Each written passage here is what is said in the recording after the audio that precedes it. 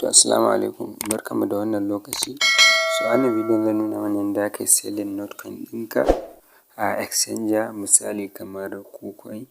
So misali akwai exchanger da za ka tura wa mutane kamar Bybit da OKX da Binance. So da Kucoin ma duk ɗaya ne amma su ba su yi selecting Kucoin ba.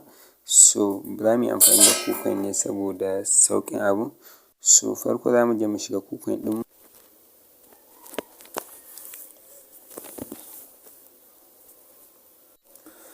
So yanzu ga shi mun shiga Kucoin. So ko Bybit ne ko OKX ko kuma Binance, Notcoin in sun tashi za su tura ma mutane ta kowane exchanger da mutum ya yi selecting. So farko in ka shiga exchanger ka misali Kucoin haka, sai ka zo nan ƙasa inda aka sa wallet. So sai ka shiga wajen wallet. So bayan ka shiga wajen wallet suna tura ma za ka gan shi ya shigo. So in ya shigo za ka gan shi a funding ko main trading misali wannan kenan. So muna da main ko mu ce mai funding, muna da trading. So in dai ka sa kuɗi ko ka tura wani coin yana cikin main.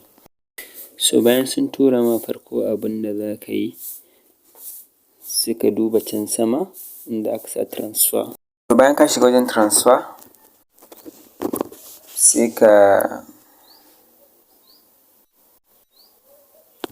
yi searching ɗin Notcoin ɗinka.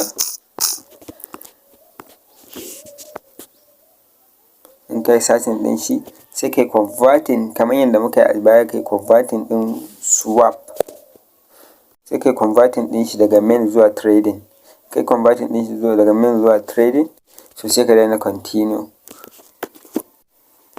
Wannan continue, kana daina continue zai koma mai trading account. So in ya koma trading account, za ka shiga wajen trade.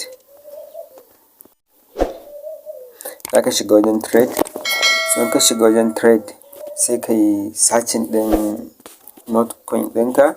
So bayan ka yi searching ɗin Not misali, gashi nan dai sun sa mana komin sun bai riga ya zama wannan ba, ya shigo kasuwa ba. Misali in ka yi searching ɗin Not ko gashi ko. So in ka yi searching ɗin Not ɗinka ya bayyana ma a nan, sai ka zo ƙasan nan da aka sa limit.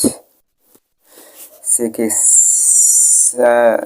yi selecting market. So wannan market ɗin amfani zai siyar ma a lokacin da kasuwa take tafiya. Amma farko za ka shiga wajen sell. Kun ga wajen da aka sa akwai buy akwai kuma sell. To tun da kai selling za ka sai ka mai da shi wajen sell. Sai ka yi selecting market. Sai ka zo ka mai da shi 100%. Ka ja shi zuwa 100%. Sai ka danna sell. Kana danna sell zai siyar ma da shi. So ka yi selling za ka ga kuɗinka a USSD. So kuɗin naka yana trading sai ka koma wajen transfer ɗin nan sai ka converting ɗin shi ka kuma da shi zuwa main. So in ka koma main, in kuɗin naka ya koma main, to nan zai baka daman ka cire kuɗinka. Sai ka yi P2P ka cire kuɗinka. So insha Allah zan nuna mana bidiyon da za ka yi P2P ka cire kuɗinka ka yi withdrawing ɗin kuɗinka. So abin da ya sa na ɗauko Kucoin, so ana P2P na naira a cikin shi da Bybit. So Binance da OKX yanzu ba P2P na naira a ciki. So kun ga kamar zai zama muku aiki.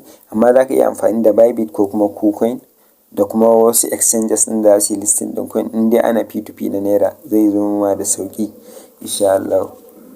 Allah ya ba mu sa'a, Allah ya sa mu ga alkhairi.